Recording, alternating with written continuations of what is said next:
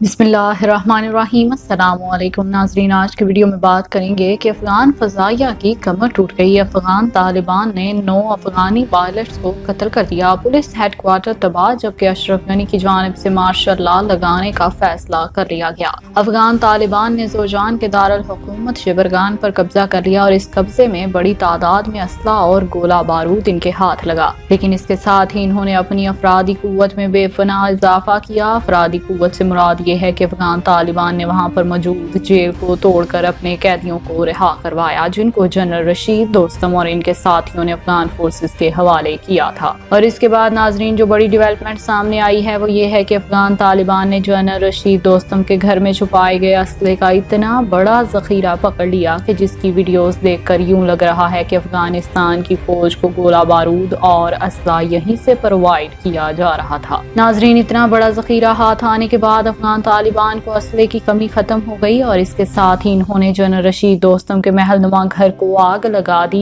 यही पैगाम देने के लिए कि अब तुम्हारे दिन गिने चुने रह चुके हैं। नाजरीन, जनरल रशीद दोस्तम को कत्ल करने के लिए अफगान तालिबान ने इन कैदियों को टारगेट सौंप दिया, जिन पर अफगान हुकूमत ने पिछले कुछ अरसे में जुल्म और सितम की इंतहा की थी। इस वक्त जनरल रशीद दोस्तम भागकर काबुल में पहुंच चुका है और काबुल में पहुंचकर इसने तमाम मुमकिन हालात और वाक़यात से निमटने के लिए अशरफ गनी को दिया है एक बड़ा मशवरा। जनरल रशीद दोस्तम ने कहा है कि अगर अफगानिस्तान के अंदर सूरत हाल को कंट्रोल करना है तो मार्शल लॉ लगा दो। नाजरीन, अशरफ गनी ने मार्शल लॉ लगाने के बारे में संजीदगी से सोचना भी शुरू कर दिया। जनरल रशीद दोस्तम इस वक्त अशरफ गनी के पास सदारती महल में मौजूद है और वहाँ पर वो अपने आप को महफूज तस्वर कर रहे हैं, लेकिन अफगान तालिबान ने जनरल रशीद दोस्तम की टारगेट किलिंग के लिए टीमों को टारगेट देकर भेज दिया है। दूसरी जानिब एक और बड़ी डेवलपमेंट सामने आई, जिसमें अफगान तालिबान ने अफगान फ़ज़ाइया की कमर तोड़ते हुए अफगानिस्तान की एयरफोर्स में ब्लैक हॉक हेलीकॉप्टर उड़ाने वाले पायलट हामिद को बम धमाके में उड़ा दिया।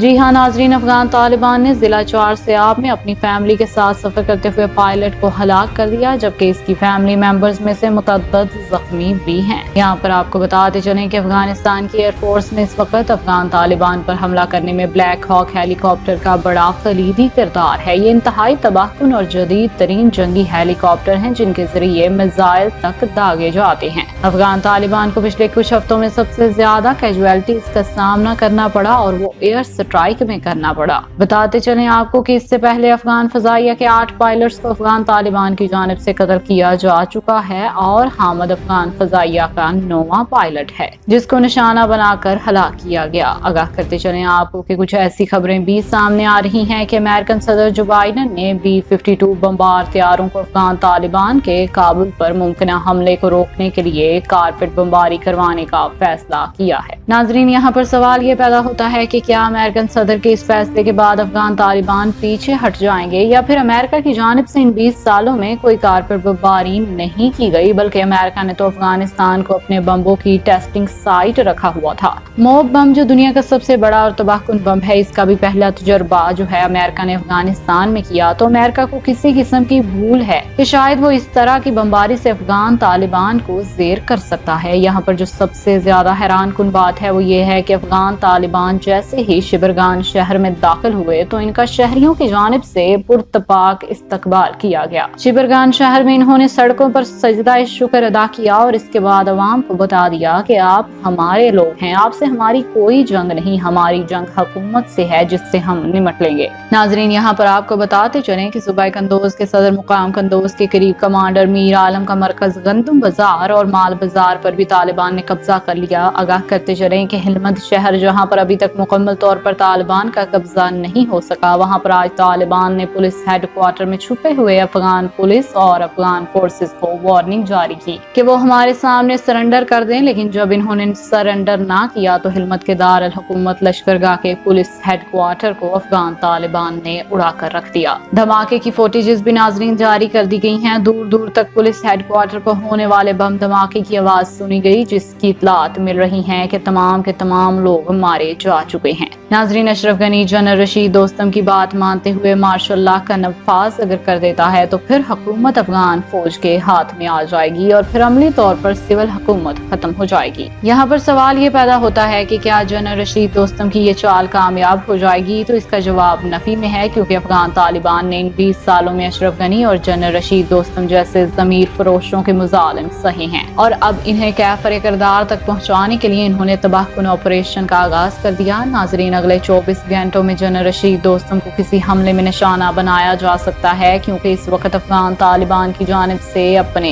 बड़े दुश्मनों की टारगेट किलिंग की जा रही है। इसमें अफगानिस्तान की फौज के खुफिया अदारे NDS का बड़ा किरदार है। नाजरीन, NDS नायब चीफ जिनको अफगान तालिबान ने अपने कब्जे में रखा हुआ है, वो अपने तमाम तर कौमी राज उगर रहा है और तमाम लोगों की खुफिया मालूमात अफगान तालिबान के साथ शेयर कर रहा है। अफगान फजाइया के पायलट को भी इसी इंटेलिजेंस अफसर की इतलात के बाद निशाना बनाया गया था। तो नाजरीन, अब आप अंदाजा लगा सकते हैं कि अफगान तालिबान की जानिब से कितने मुनज़्ज़म तरीके से दुश्मन को घेरने की कोशिश की जा रही है और काबुल पर हमला करने से पहले वो तमाम अहम शख्सियात को पहले रास्ते से हटाएंगे। इसके बाद आन की आन में काबुल पर कब्जे के लिए हमला कर देंगे। इसी दौरान जब नाजरीन ये तमाम चीजें हो रही हैं तो एक और अहम खबर सामने आई कि तालिबान ने सूबा पख्तिया के जिला डंड पठान के सरहदी दरवाजे पर कब्जा कर लिया है और वहां पर भी इन्होंने अपना परचम लहरा दिया है। ये बहुत बड़ी डेवलपमेंट है। सूबा पख्तिया में काफी दिनों से जंग जारी थी। सूबा डंड पठान का इलाका सरहदी इलाका है और काफी ज्यादा स्ट्रेटेजिक अहमियत का